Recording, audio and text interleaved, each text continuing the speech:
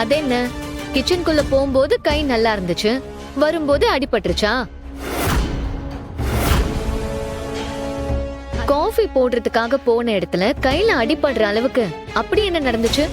ஏய், இது எங்க ஃபேமிலி சம்பந்தப்பட்ட விஷயம். இதுல நீ தலையிடாதன்னு நான் தான் சொன்னல.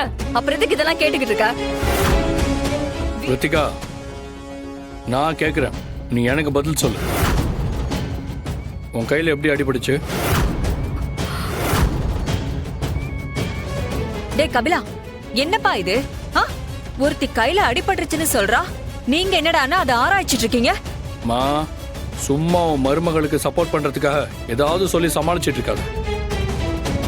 இந்த பாருங்க, இப்பவே ரித்திகா கையில இருக்கிற கட்டை கழட்டி காட்ட சொல்லுவேன். அது உங்களுக்கு தாமா அசிங்கமா போயிடும், சொல்லிட்டேன்.